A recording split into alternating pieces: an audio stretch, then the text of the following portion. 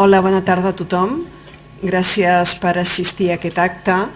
Gràcies al Col·legi d'Arquitectes per seguir-nos a l'espai. De fet, aquest és un acte, és una de les primeres accions de col·laboració entre el Col·legi d'Arquitectes i l'Smart City Expo World Congress, que és un event que es celebra anualment a Barcelona i que m'agradaria explicar-vos breument. Volia agrair especialment a Peter Mullan i Projjal Dutta.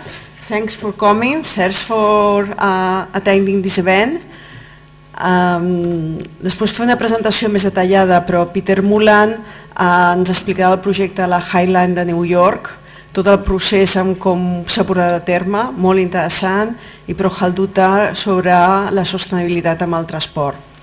Ells dos són membres del comitè de programa de l'Smart City World Congress i avui hem tingut una reunió del comitè que ha estat molt interessant el debat sobre els continguts del proper congrés i em pensava que era una bona oportunitat per compartir les seves experiències aquí al Col·legi d'Arquitectes.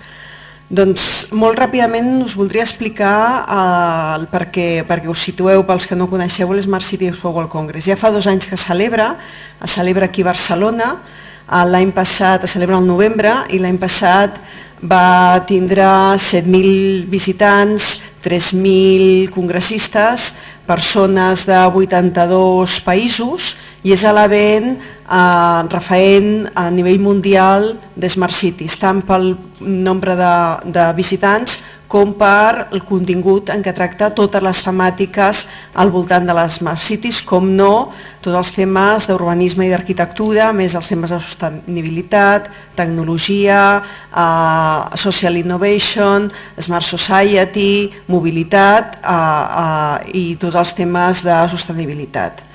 L'event té 2 parts, el que en diem l'Smart Thinking i l'Smart Solution. L'Smart Thinking és el que està enfocat al congrés, més de temes de debat, de visió, de futur, de reptes i d'experiències, i la part d'exhibició on hi ha estants de diferents tant empreses com ciutats.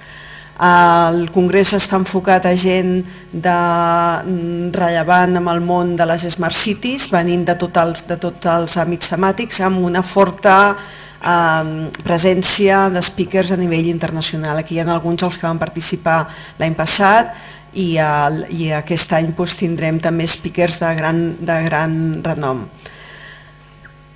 A l'exhibició, com deia, hi ha diferents estants a presentar. Hi ha un event, hi ha una gala dinner on es lliuren els premis. Hi ha uns premis que hi ha el premi tant a la ciutat, al projecte, i a la iniciativa innovadora. Per tant, tots aquells que tingueu projectes interessants us animo a presentar-vos tant amb els awards com acabem d'obrir el que és el Call for Papers. Per tant, per presentar-se per participar en el congrés. El procés està just obert ara, fa unes setmanes, i teniu de temps a l'abril per presentar papers pel congrés. A banda, hi ha totes unes àrees de networking, tant entre els visitants congressistes, hi ha un espai que li diem l'Open Innovation Marketplace, i per altra part dir-vos que estem fent una acció molt forta perquè aquest event sigui conegut arreu del món. Llavors està fent tot el que en diem un roadshow, de presentar-lo tant molt fortament a països d'Àsia, a Estats Units, Sud-amèrica, perquè realment sigui un event mundial. I per tant penso que és una fortalesa que tenim aquí i que hem d'aprofitar tant per treure experiències com per als professionals que estem aquí per oferir serveis tant a empreses com a ciutats d'altres llocs. Per tant, penso que pels arquitectes també és un bon espai. Per tant, us animo a que participeu en el proper event. Ara anem a entrar en el que és realment important avui, que és conèixer les experiències d'en Peter i en Projjal. Peter, I'd like to introduce you a little bit, but I will make in Catalan, and after that you can start. Com deia, Peter Mullan és el vicepresident de Friends of High Line. Ens explicava el procés perquè ha estat molt interessant des del punt de vista que van començar com una iniciativa més ciutadana i ha acabat amb una iniciativa de col·laboració públic-privada i ha implicat un canvi molt important en el que és aquest espai i penso que és una experiència molt interessant des del punt de vista tant del procés que s'ha portat com un espai que es podia plantejar tirar-lo a terra i fer una acció de canvi important s'ha recuperat per construir un parc. Peter és arquitecte per la Princeton University i la Yale School of Architecture. Va rebre la medalla Lideratge Alfa Rochi i Peter és membre de les juntes directives de l'Architectural League of New York i la Fine Arts Federation. Peter, the floor is for you. Thanks. Sorry.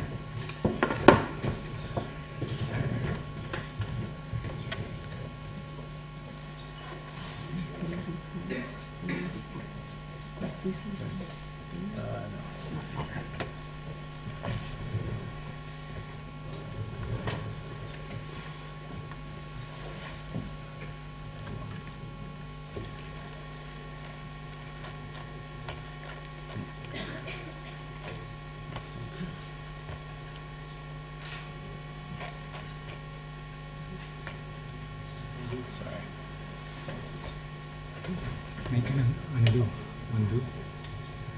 Yeah, you think? Yes. There we go. Thank you. Alvaro to the rescue. There we go. Title. Thank you for having me. Again, I want to apologize because I do not speak Catalan or Spanish, so you'll have to put up with my English. Sorry. There. How's that? It is a great pleasure to be here in Barcelona. So thank you, Pilar, for inviting me. Thank you to the college. We in New York have a great envy of the architectural culture in Barcelona, and we really it's what we aspire to. So it's a privilege to be here. So thank you. So I'm here to talk about the High Line, which is a public park in New York City that is built on an elevated railroad structure that was built for freight. He carried goods into New York. So this is an image of the High Line as it cuts through the city. Just so I have a sense, how many of you know a little bit about the High Line? And how many of you know a lot about the High Line? And how many have been to the High Line? Okay, great. Not very many. Well, that means that I won't bore you. Hopefully this will be new. I encourage everybody to come to New York and come see it because it's different, obviously, in person, and it's, but hopefully you'll be pleased when you do come. I want to give you a little bit of background, a history of the project, some description about the design, but also the process about how it exists in the city and how it is managed, because these are all parts of that make a public space what it is, and I think they also can inform the design process in general, because I think I've had the privilege as an architect to be part of both the design process but also now part of the team that helps to manage the park itself. And so I get to see how it gets used on a daily basis, and it's really helped to inform, I think, my philosophy on design in general. So this is the High Line in New York. It's a long, linear piece of green that cuts through the west side of Manhattan. And this is what New York looked like before the High Line was built. The west side was all industrial and manufacturing, and there was this great kind of collision of different forms of transportation: trains, horse-drawn carriages, automobiles, and some pedestrians. And there was a freight train that ran on the street level, and it became such a dangerous condition that they had to have a man on horseback riding in front of the train to basically wave people out of the way, because so many people were getting run over by the train. And they nicknamed this street that the train ran on Death Avenue. because of the people that were getting killed by the trains. And this man was called the West Side Cowboy. And this is the condition that led to the creation of the High Line originally. And it was, this is a drawing by Hugh Ferris, but the concept of a vertical city, where, especially in Manhattan, where you were limited in terms of how you could expand horizontally, the idea and the vision for the future in the early 20th century was we will just build up with various forms of transportation, with different forms on different levels. And so that was what the High Line was, basically the idea of let's take the trains, let's lift them up one level, and get them off of the streets. And it would also be a particularly efficient way of moving goods. So again, these trains were carrying food and freight from all across the country into the lower Manhattan, and then distributing them into factories all along the way. So this is one building that the High Line ran through. This is the original steel structure. And again, you can see that it ran through the sort of the middle of the block, right, cutting through the urban fabric. You can see the old existing freight line on the street level to the right side of the frame. And it's interesting because it was built between 1929 and 1934, and it was a time when elevated structures on the street, so there were elevated subways, they were actually being torn down because they were seen as a kind of a negative presence on the streetscape. So by building the High Line in the middle of the block, it was hidden away from most people and most pedestrians, and it also was much more efficient because you could load into buildings on both sides. So it was this very efficient form of transportation. And then over time it went into disuse, and the last train ran on the High Line in 1980, and then in the course of the next 20 years the structure was the platform for this new landscape.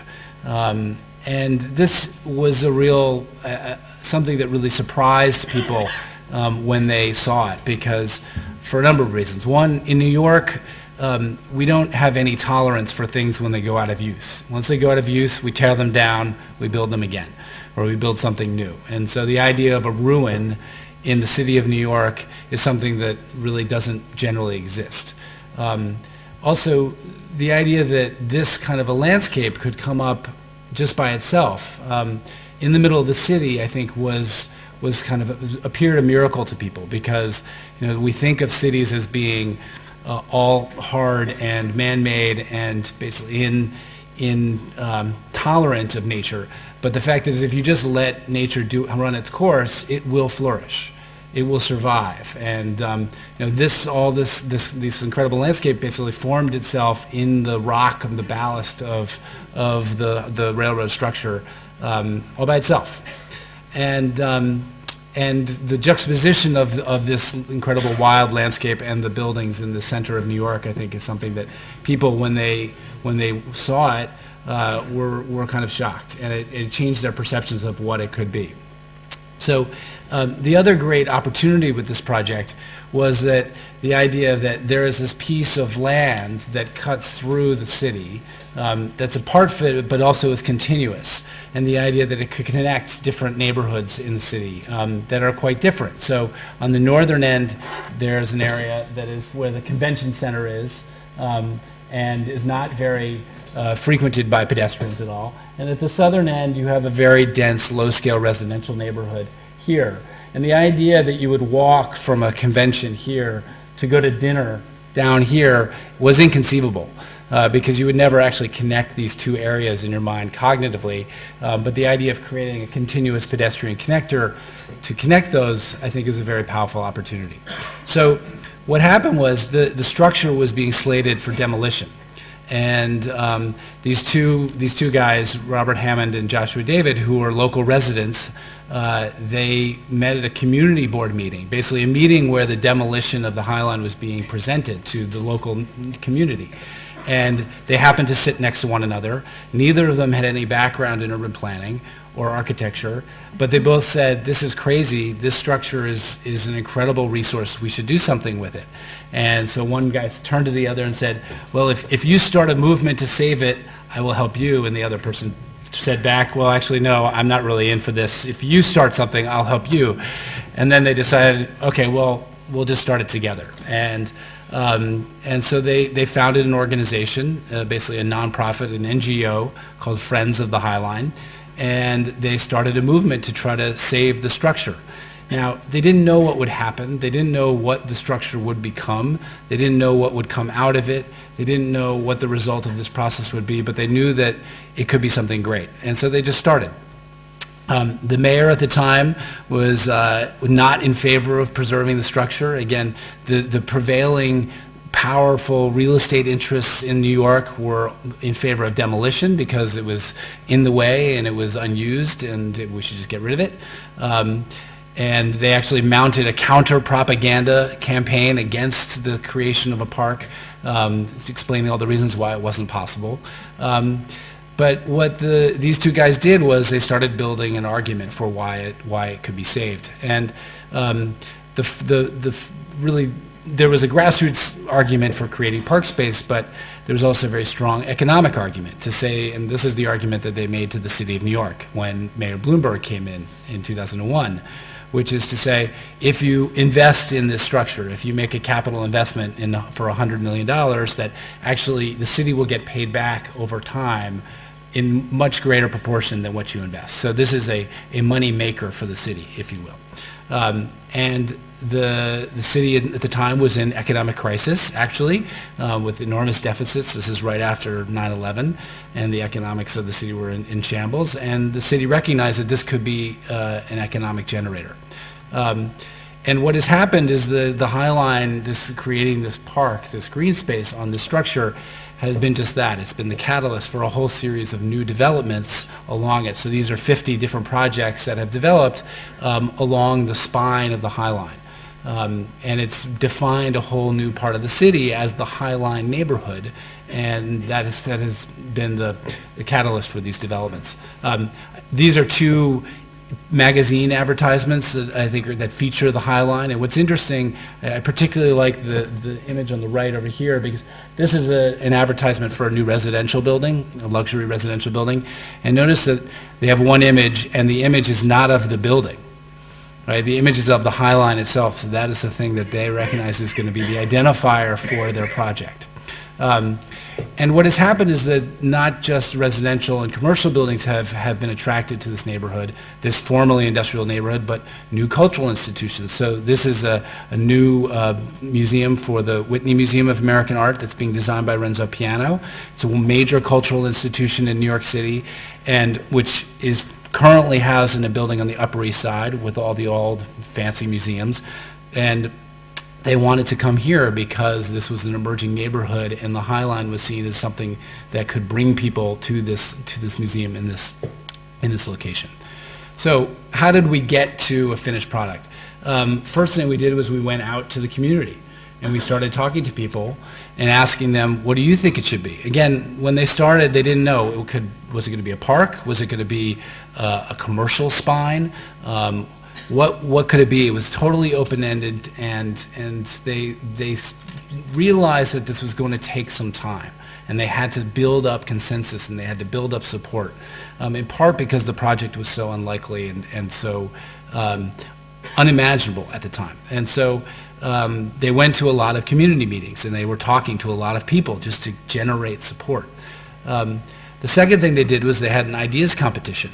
And they were very clear that they asked people for their ideas about what to do with the High Line, and it was very explicit that these ideas were not going to get built. And what it did was it opened up a huge amount of creative energy that was just out there in the world waiting to happen. So the competition received 729 entries from 32 countries. It turns out that there are all these people across the world, and for the Philippines and Iran and Japan and China who knew about the High Line. I think Stephen Hall had done a theoretical project on the High Line in the early 80s, and so I think somehow that had resided in people's minds and designers and architects' minds. So this was great enthusiasm, and this was the scheme that won, which was to turn the High Line into one single 1.5 mile long swimming pool. Obviously probably not feasible, but very elegant. This I don't know what this is. This is, a giant mushroom farm or something. And again, these are two of some of this whole series of crazy ideas that were generated. But what this did was it got people thinking that this could be something extraordinary and something different. And it got people excited. And so again, starting from a place where nobody thought this project was possible, we started to build the idea that something great could happen and getting more and more people excited about it. And then in 2004, we had a design competition to hire a design team that would actually design the High Line that would get built. And again, it was an open request for qualifications process. We got 52 entries from around the world, 4 finalists, and the winning group was the design team of James Corner Field Operations, Landscape Architects, and Dillers Confidio and Renfro Architects.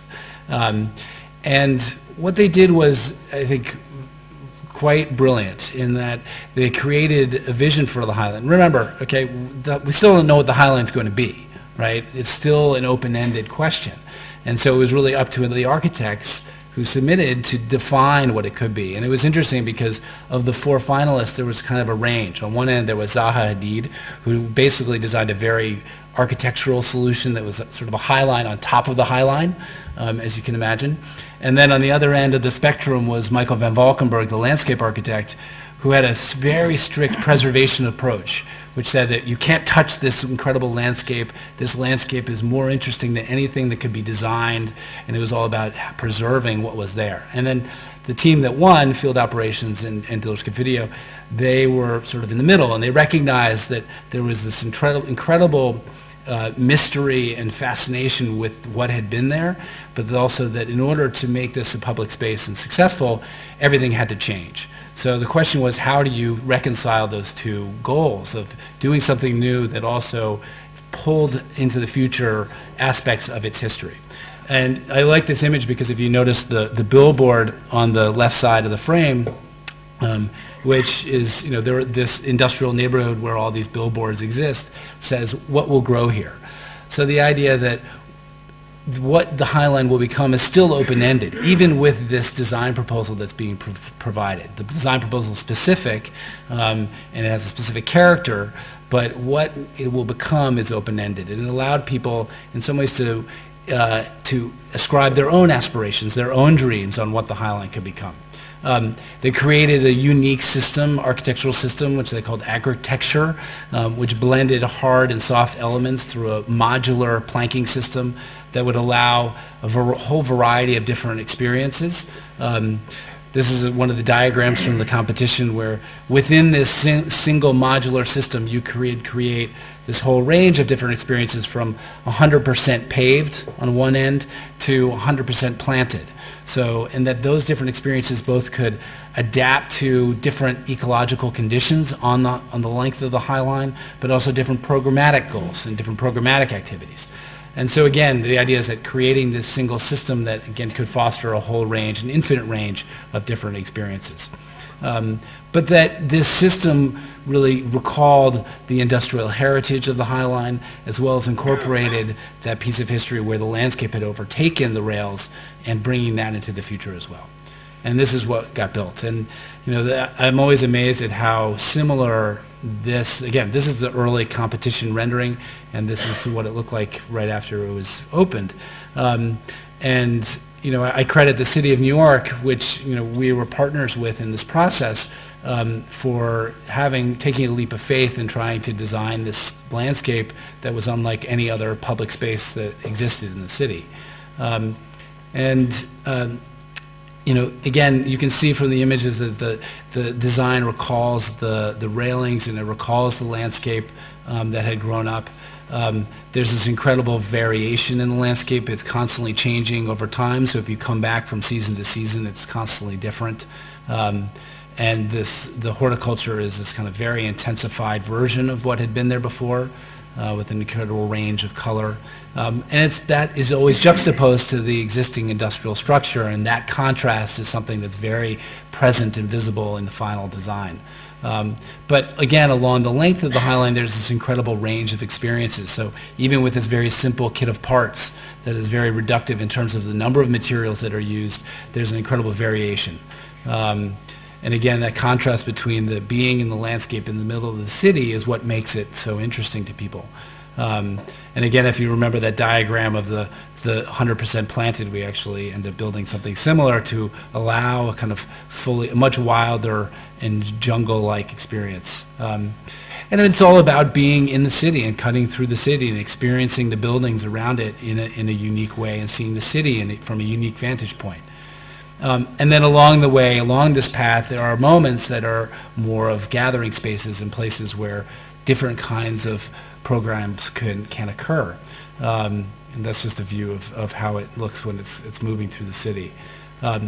So that's what we built, and it's been much more popular than we ever imagined. I think most people thought that an elevated pedestrian promenade was a risk. No one knew if people would walk up 2 flights of stairs to go to a park.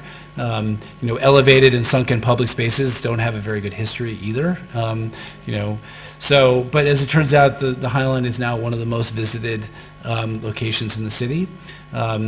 And what's great is that, what do people do there? They do everything.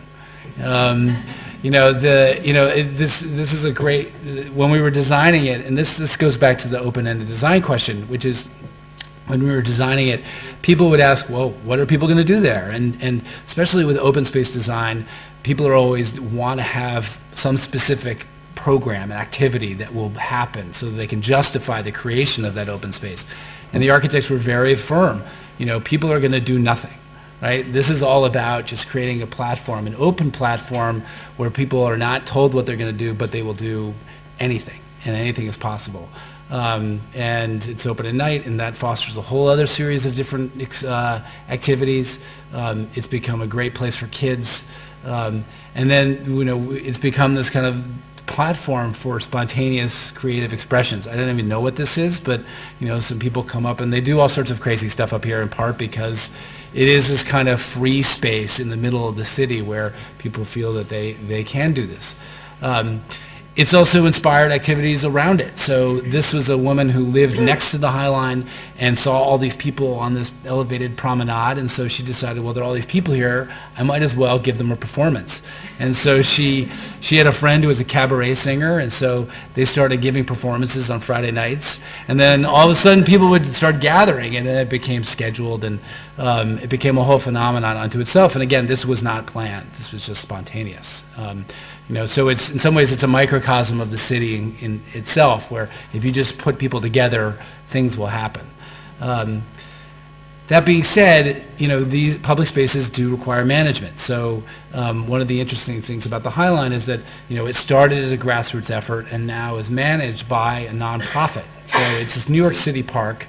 It's owned by the City of New York, but all of the maintenance and operations is performed and funded by this NGO, Friends of the High Line. And part of that is a funding mechanism, but part of it is also a way to keep the space fresh and keeping it a place that becomes a kind of community, and building a community of people who support the park and engage it. So part of this is about maintenance and the people who have to keep it clean and doing all that stuff that no one wants to talk about, but which is critical to the success of public spaces. But it's also about creating programs. So we have a whole series of programs which are performances, things for children, education, tours. We do movies on the High Line, public art. All of these things help to build a community around the High Line, so it becomes more than just a passive space. Even though it's open-ended in terms of what those activities could be, we work at trying to foster those activities and make them happen. So there are performances. We have salsa night in the summers. This is a parade of children who made musical instruments out of recycled materials, and then they give a performance at the end. And we have a temporary public art program, so we commission site-specific artworks on the High Line. This is a guy named Carson, who's part of a whole group show. We've been able to partner with again, local business owners who own billboards to do art projects. This is a piece by John Baldessari. We did a major installation by El Anitsui, which we commissioned on an adjacent building. And then we also do more collaborative and engaging performances. This is called Make a Salad, which is a Fluxus project from the 60s. This artist actually made a salad and tossed it, and then everybody ate it. So art can be a community building activity too. And so it still goes on. We're still building the third section. We finished about 2/3 of it. The third section it goes around a railroad yard that's going to be the site of a massive mixed-use development. And the new design is similar to what we did before. Again, we're continuing the vocabulary so it reads as a single thing, but there is some evolution. We're creating new types of furniture that, again, foster different types of more communication and social activities between people. And we have also a feature that's specifically designed around children, but again, it's basically the idea is that you just scrape away the surface of the High Line and reveal the structure beneath it and cover it with a safety surface and allow kids to play around in the structure itself. And then part of the final phase is also keeping a piece of it the existing landscape. So this is just a rendering showing the existing landscape with a simple path, so people will be able to experience what the High Line was, as well as what it became, and understand the whole history of what made the High Line. So this part of the design, in some ways, is a kind of community engagement project in and of itself. And that's what it looks like in the city. So thank you very much.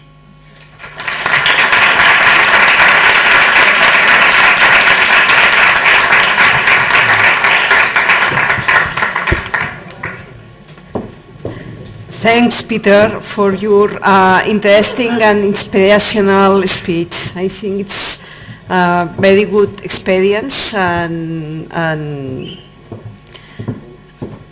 it's a good example from the point of view to transform a part of the city and also of collaboration between NGO and public organization.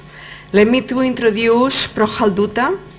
Projjal Dutta is also an architect, but he's working at the Metropolitan Transport Authority in New York. He's the director, the first director of sustainability of the Metropolitan Transport Authority. His responsibility is also about the mobility, the role of mobility on climate change, and also about success models to reduce the environment footprint of the Metropolitan Transport Authority and to define measures in order to know the benefits of the projects of the institution. Before joining the Metropolitan Transport Authorization, Projjal worked as a sustainable architect consultant for a large range of projects and customers in private and public sector, and also he has lectured and written on the subject of carbon avoidance, including at Harvard, Yale, and Columbia universities. Projjal, thanks for coming, and the floor is yours. Thanks. Thank you. Thank you, everyone, for coming. It's as Peter just said, I think Barcelona is almost the ideal. This is what everyone else tries to be. So you are living in sort of the high peak of sustainability and urban design and so on, and even sometimes in the middle of it, if it may not feel like that, you just have to go away for a little while to come back and realize that is so. But also the theme of my presentation and the commonality between mine and Peter's is that when you put rail and the city together, good things happen. So that's my short 7-word Hollywood description of my presentation. However, there are challenges. It's not without challenges, and I will start with a challenge which particularly affects public transportation, and that is climate change.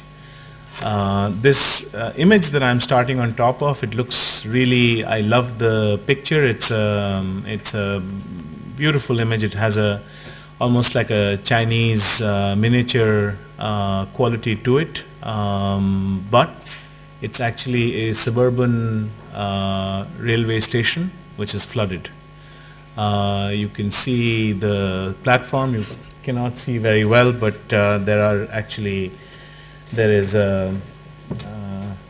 that's a rail line, and you can see it a little bit better now. So anyway, that's just setting the frame, and I'm going to start with some images from Hurricane Sandy and sort of delve a little bit on this climate change, which needs a lot of resources, and then I'm going to try to postulate that the resources may well be present in the system itself. It's just a question of discovery and bringing it out. So this is immediately after Hurricane Sandy. One of the tubes, our system, like yours, is a very old system. Most of it was built about 100 years ago and built in a very different world. And this kind of flooding is not, or sea level rise and surge is really not what the system is prepared for. This is, the line is low, but the boat is high. So all the result of climate change. And New York is also a tough place to operate in, because people set very high standards.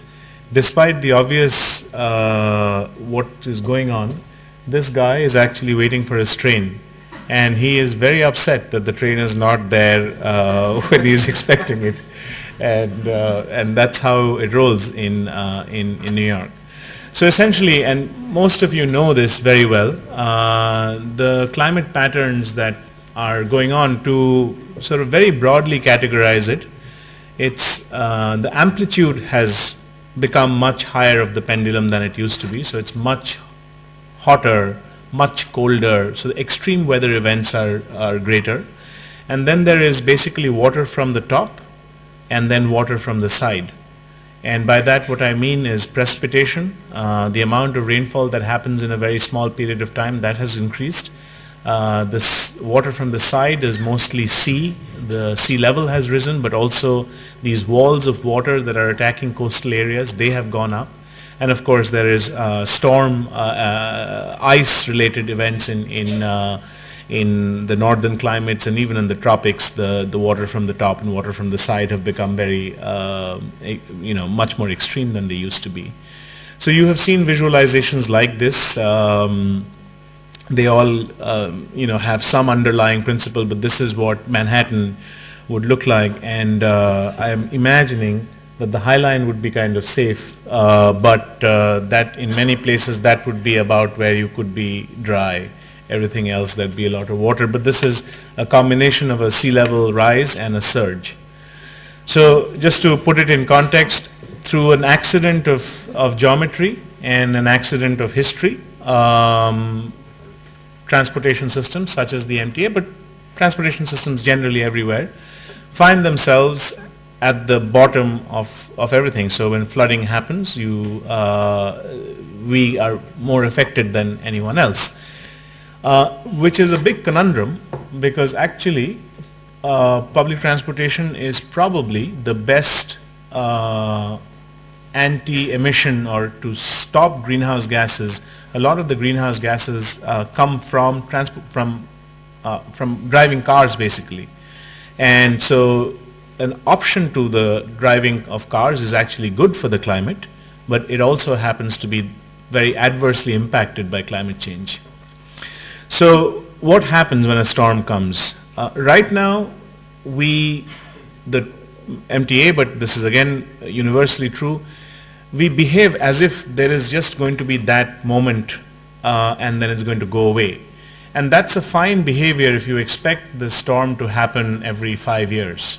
But if it starts happening every year, if it starts happening, a few times a year, then that is not the best way to deal. You need more permanent measures. But currently what we do is the gratings, which you probably know from the famous picture of Marilyn Monroe standing on top. These gratings equalize air pressure. So when a train goes through a tunnel, it acts as a piston, it compresses a plug of air in front of it, and it creates a vacuum behind it. And for both of these, you need the gratings to basically release that air, and on the other side to fill that vacuum. But these gratings are essentially at sidewalk level. Then the water comes in through entrances. So we try to defend by raising the entrances. Of course, our customers are so cynical, they probably think that we are spending a lot of money to trip them. But it's not that. It's really has a larger purpose.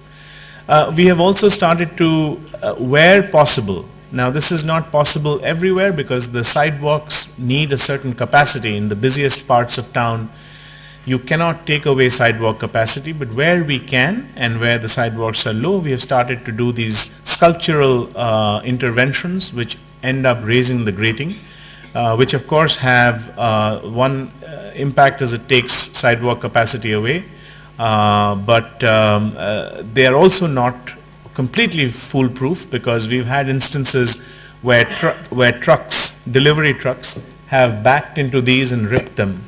And you can imagine the chain is only as strong as its weakest link. So if one of them has been ripped up, then that's a problem for the whole alignment.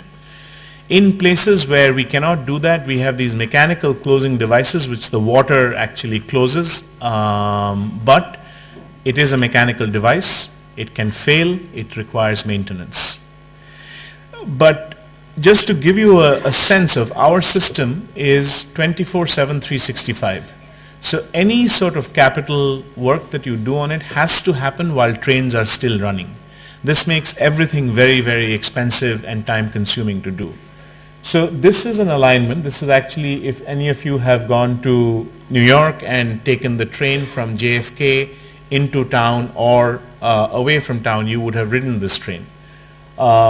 This is called Hillside Avenue, or in some cases you would have ridden this train, not in all cases. It's a particularly low-lying section.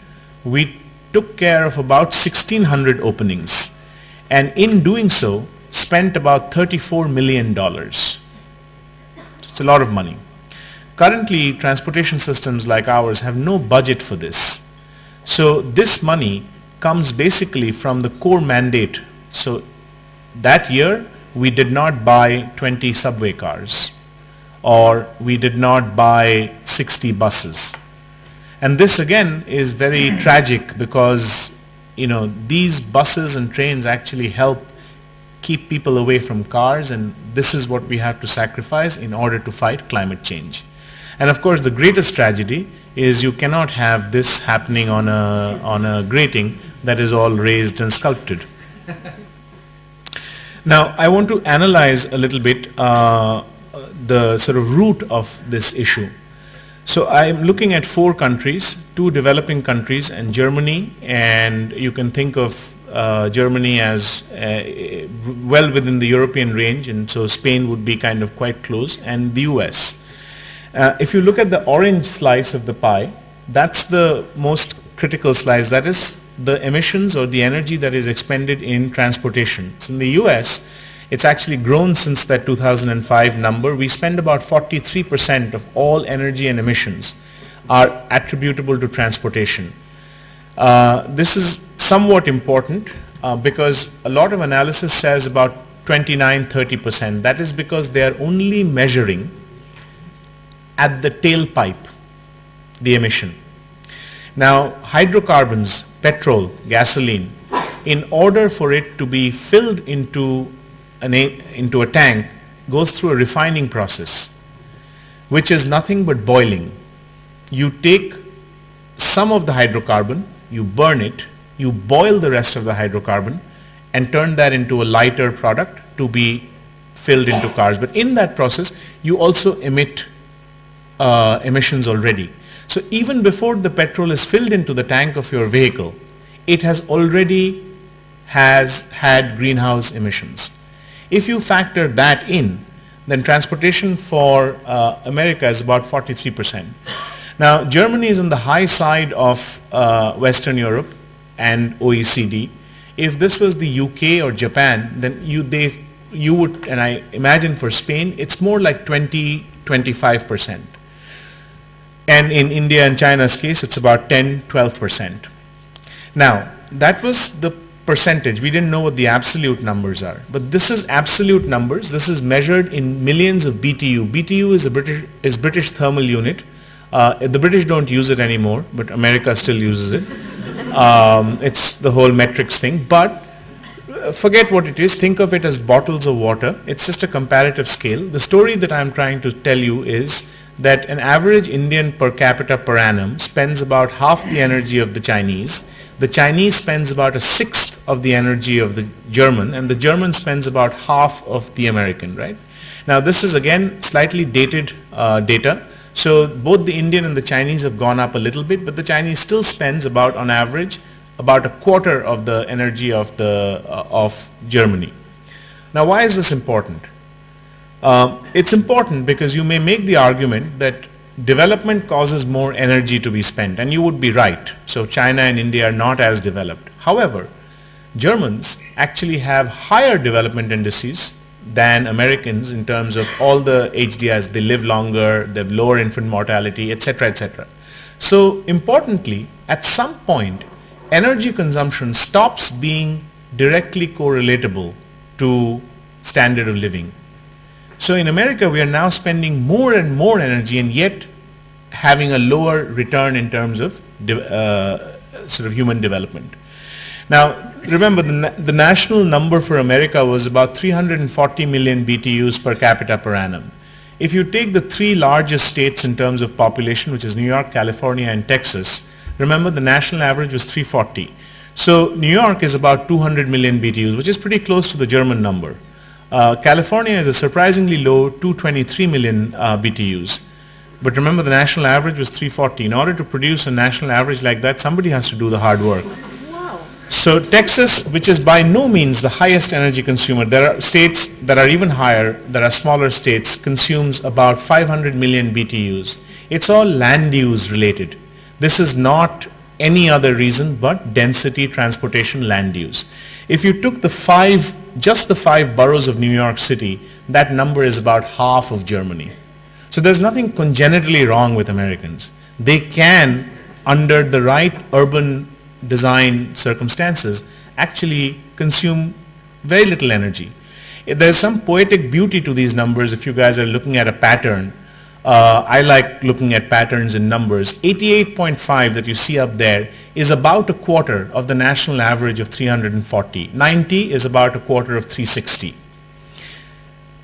Kyoto Protocol requires us all to be at about a quarter of what we were in 2000. It's 80 by 2050, but indulge me, humor me, 80 is about 75%, so it's a 3/4 reduction.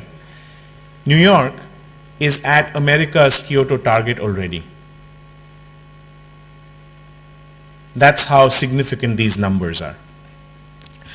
Now I gave you for a top-down view. Let me also give you a bottom-up view which would be of interest to you and to me as an architect. So I'm analyzing 1 square foot. It could be 1 square meter, it doesn't matter. 1 square foot of commercial space, so a building like this.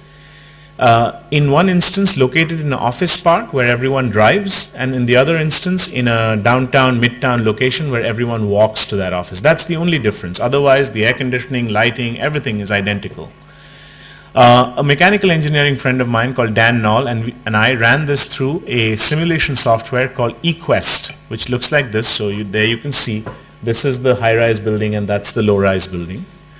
And on a per square foot basis, they come out looking pretty similar. This is climate control, air conditioning, this is lighting, this is vertical, the blue is vertical circulation. Because the suburban building has many more lifts, elevator cores, it actually has some more energy per square foot. Now on a per square foot basis, once you impose the transportation energy, this is what it looks like. And you are all familiar with LEED and BREEAM and all of these other systems. They are all focused here. Turns out the action is here. So we are, as an environmental community, we are focused on the wrong thing. It's all about the location of the building. And that also, this is somewhat unfair to the public transportation thing, because it's taking identical round trips of 30 miles each, which is in dense areas such as in Barcelona. Trip lengths are much smaller. This is taking a diesel bus. If this was a subway, it would be much less, etc. Now, unbeknownst to, without our knowing, without Dan and my knowing, other people were doing the same analysis. Instead of normalizing it to per square foot, they were doing it per person. And the story is identical. This is the embodied energy of the building, this is the operational energy of the building, and this is the transportation energy of the building.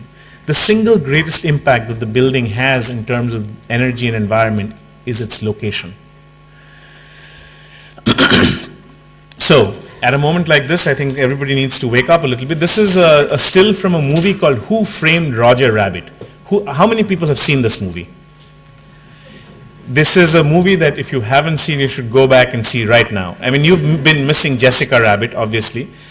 This is a first movie in which they superimposed live action and animation. But really, it is a sad story about Los Angeles' public transportation being destroyed by vested interests and being replaced by the freeways. That's what this movie is really all about. Now, this is VMT, vehicle miles traveled. It could be vehicle kilometers traveled. It's just a piece of data that says how hard are cars being driven. This is when the movie is set. It's set right after the Second World War. And this is VMT in absolute numbers. This is VMT per capita. So VMT per capita is going up much more sharply than in absolute numbers. It means every individual with every passing year is driving more and more. That, I don't know how well you can see it, is when the movie was made. And this is today.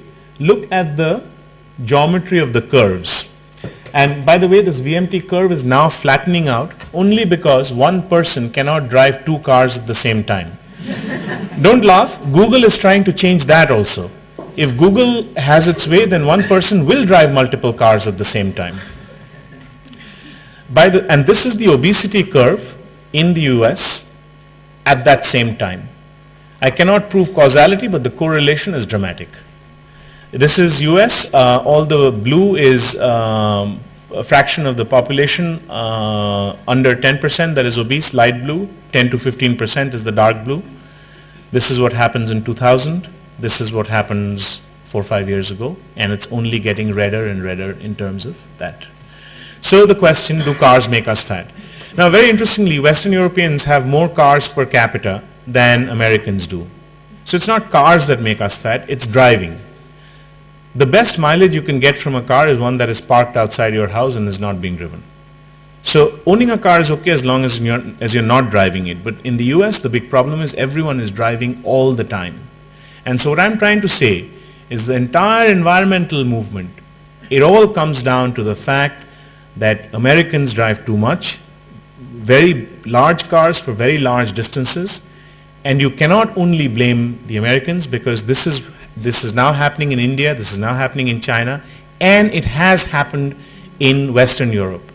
Outside the central cities, large rings of suburbia have happened where people are indulging in those same behavior patterns. So we can grumble about this, but in order to change behavior, nothing is better than a price signal. So can you turn this into money for public transportation, which helps solve problems and challenges of climate change, expands the system, and thereby pulls people out of cars. So in order to do that, we had to work with whatever data we had on our hands.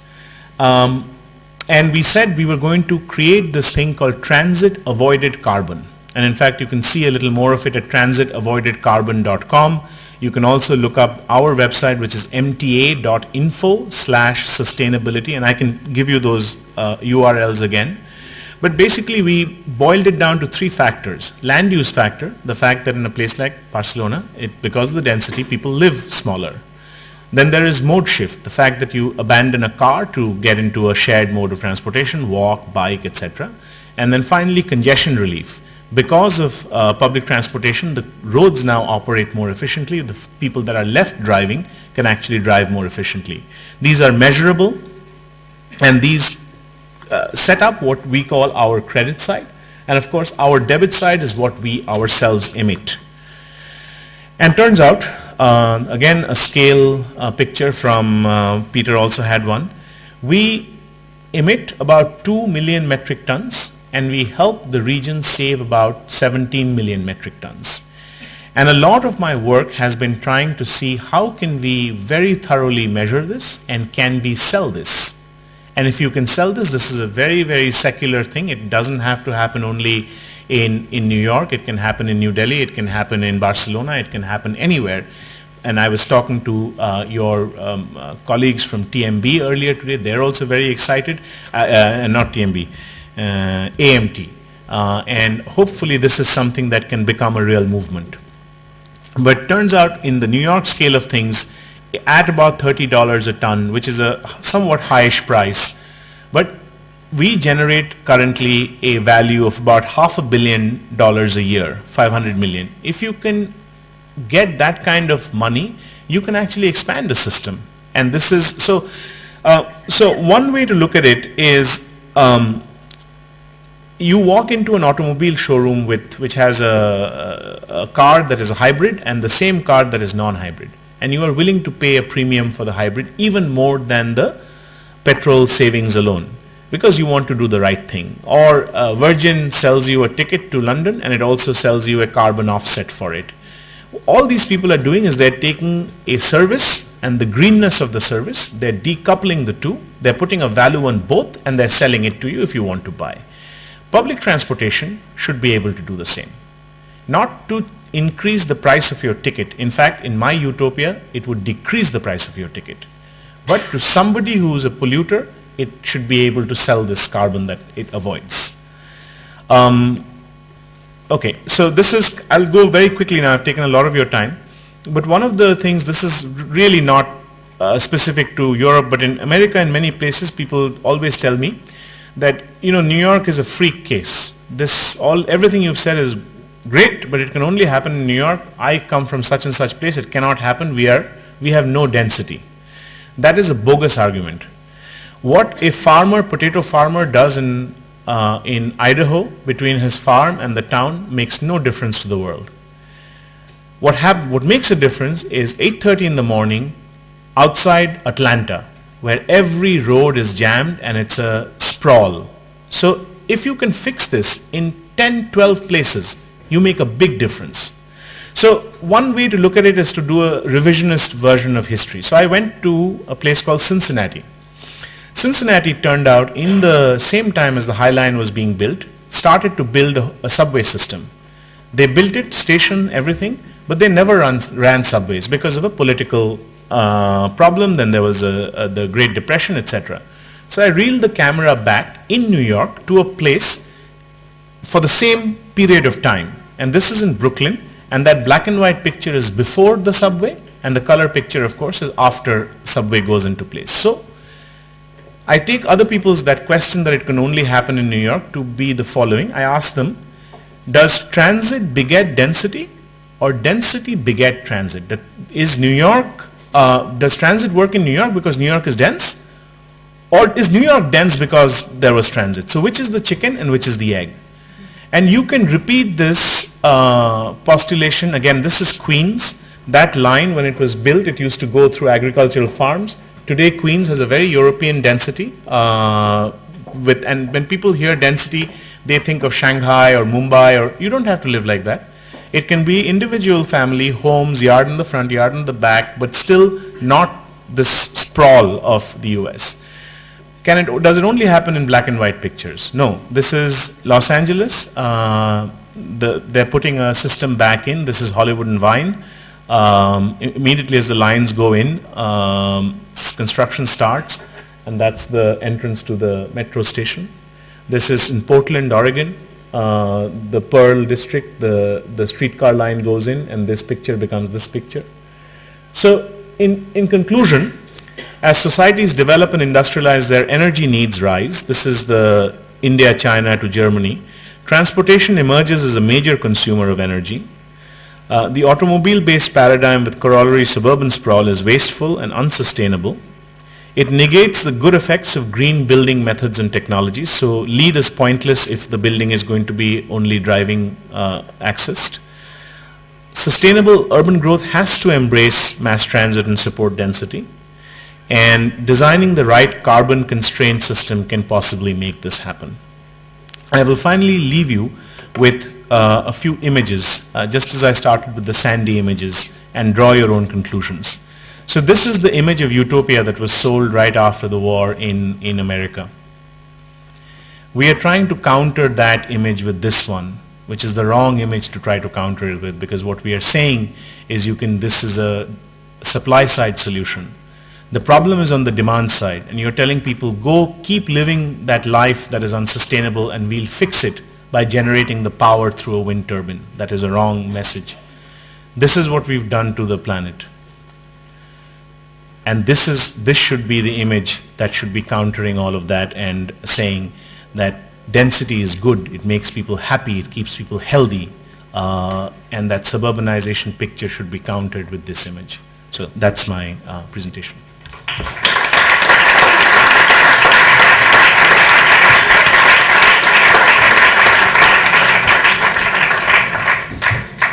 Thank you very much. Very interesting presentation and with a lot of reflections for the future.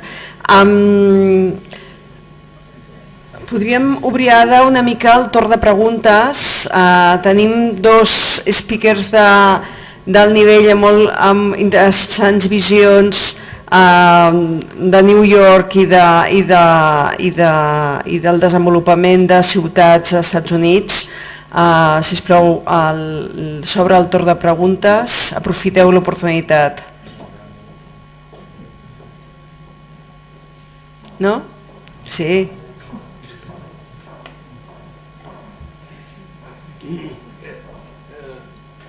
We are very happy because well, first of all, thank you very much for your lecture, but for us it's a little shocking when you say that Barcelona is we are in the peak of sustainability. You know, in some way we think we have a long way to work with and developing the behavior in the city in several ways, no? So we are working with density, with transportation, these things, in some way. But on the other hand, we are now in a moment where the economical model has a sort of breakdown, no? So how you manage, which is the relation between a city that has not the strength for a moment, no? For a while, or maybe for years, no? To develop itself, and how you connect that with the idea of this new proposal that you are saying that in your country can be developed, no? Thanks, Peter. Yeah, I guess I said that, so I should be the one answering. So I believe that. I believe that for multiple reasons. I believe that Barcelona is the model, or Barcelona is the ideal, not only because it has a wonderful core, a historic core, which also happens to be a dense core, which it has managed to nourish and hang on to, and it has inserted transportation lines, etc., into the middle of. But I also do believe that there is good public transportation that the investment has been made to go into the hinterland also. In fact, I shouldn't be saying this, it sounds terrible, but I went to Montserrat on a train, of course, because I could ride 4 different kinds of train. And on the way, I saw this highway where one of the cloverleaf ramps was up in the sky like this, and it hadn't been built. And of course, someday it will get built, but I was delighted to see that highway is hanging in the air. I wish it hangs in the air like that for a long time. That's precisely the wrong way to spend your money. But I think that given the good public transportation network core that Barcelona has, I think interesting financing like this can possibly emerge. And while everybody is very focused on wind farms and spending that money, each one of your lines, or even tiny sections of your line, are actually generating, if you will, more environmental asset than any of those wind turbines. You know what I mean? So it has to be just looked in the right perspective. I mean, I think it's a falsehood to say that sustainable investment is not economically feasible, right? I mean, I think both the investment in transportation as an economic generator and the investment in green space as an economic generator, they're both multiple examples how that is true. And I just ask you, how is Barcelona doing compared with the rest of Spain economically?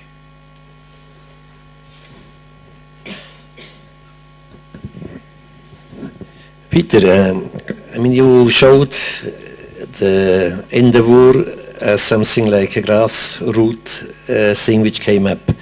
But at a certain moment, somebody had to decide if really it was not turned down or give you free way. Was that the city parliament? Was it the mayor? Was it the local council? And the second question is, you said you have to walk up 2 flights of stairs, but in one slide at least I discovered the wheelchair. So the second question is, how accessible is the whole walkway? And the third one is, what is forbidden on the walkway? Great questions, Robert, as always. So you're absolutely right. The first question is that at some point the grassroots effort wasn't going to get this done by itself, and we needed the help of the city and the resources that were available to it to make it happen. So that seesaw that I showed with the economic argument, that was the pitch to the city of New York to say, this is in your interest to do this, and it wouldn't have happened if we didn't have the mayor that we had. So, I mean, part of the byline, the other half of the story is that you need strong visionary leadership, in your city government, right? And that actually, I mean, this is we talk about cities being the future, but I think from at an administrative scale, cities are the best equipped to do these kinds of projects, much better than the federal government in many cases. So yes, you're absolutely right. The High Line is fully accessible, so there are elevators at specific points where people in wheelchairs can get up to the High Line, and then once you get there, the whole thing is accessible. We're very proud of the fact that one feature that we showed, which had the sort of amphitheater seating, and the people all gathered in that sort of big theater, that whole thing is accessible. Basically, there's one long ramp that switches back and forth along it, and it's actually an example where the accessibility actually makes it much more interesting topography, as a kind of landscape, because you have this ramp switching back, and so that's an important part of the story actually too. What was the third question? What is forbidden? Oh, what is forbidden? Darn, I wish I had forgotten.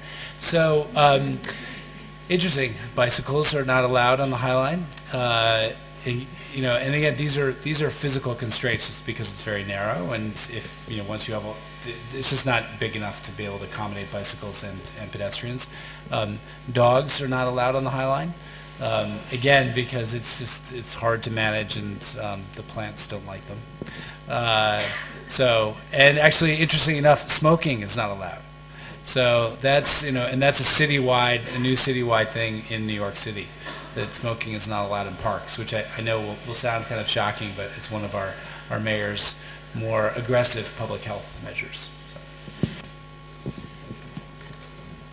If I can just add to that, I think the last 20 years have been quite witness to the fact that subnational and supranational governments have been much more active, I don't know effective or not, time will tell, in climate-related regulations and legislation, etc. So regional, local, city governments, and in America for sure the federal government has done nothing and still continues to more or less do nothing. in terms of controlling greenhouse gas emissions. But at regional city levels, I think there has been a lot of action. More questions?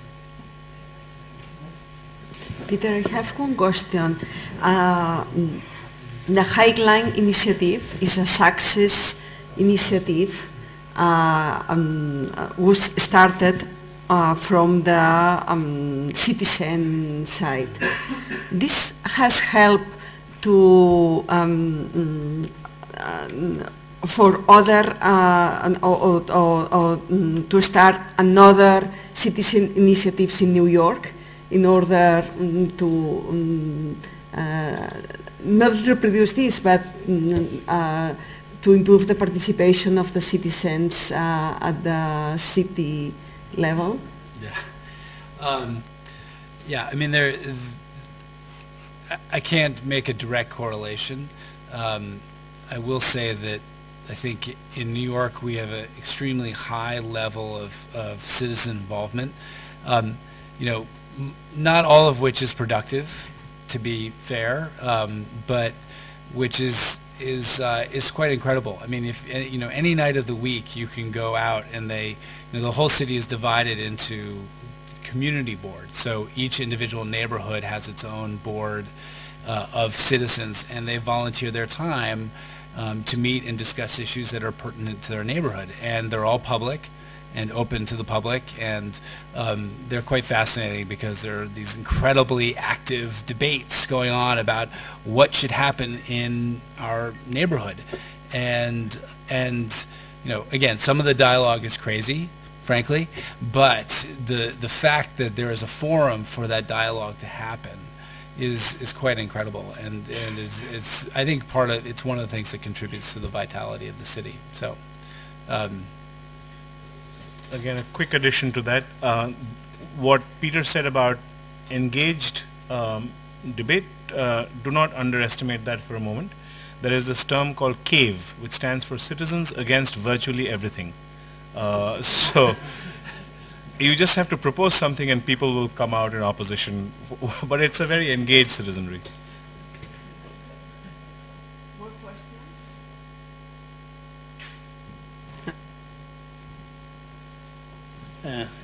About the High Line, just as a matter of curiosity, have you planned to connect or to allow the connection between the roof of the buildings and the High Line? It's a great question. So when we were planning the project, the city planning department created these mechanisms to allow for that possibility, for connections between the High Line and the adjacent buildings. And part of that was, the idea behind that was, there's a fear that the High Line would not be well trafficked, that people would not go there, and we needed to create more opportunities for people to access it from these buildings. What we found is that has not been an issue at all. I mean, the High Line is always busy with people. In fact, we have the alternative pressure, which is we have too many people, and the adjacent buildings, we've had a lot of interest from adjacent buildings to be developed as commercial buildings facing the High Line, because all those people want to take advantage of all these people on the High Line itself. So it's a retail opportunity. And we've been very specific that that will not be allowed, because the character of the High Line is not of a retail corridor. It's not a street. It's a garden.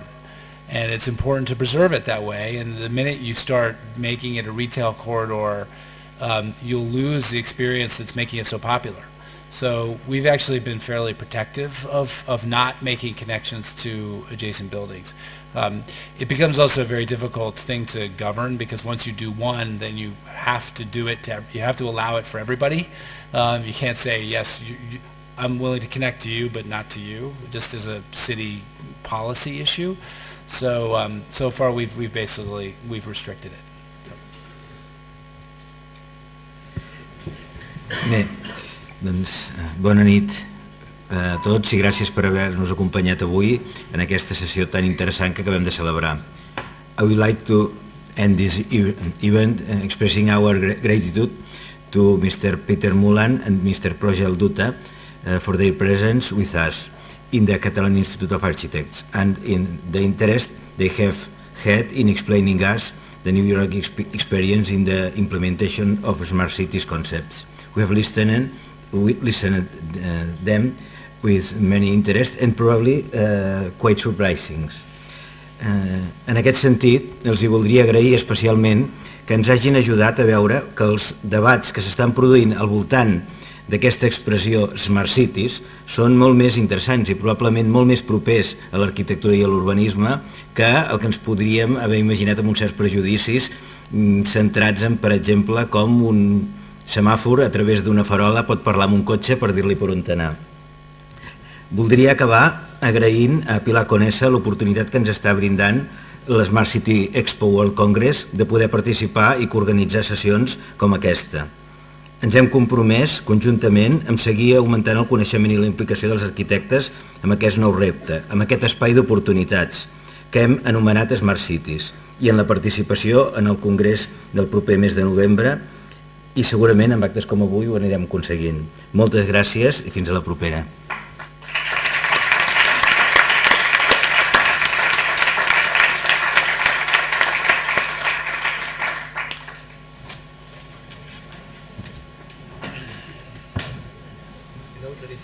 In Portuguese and also Spanish, transito is the cars, not the public transport.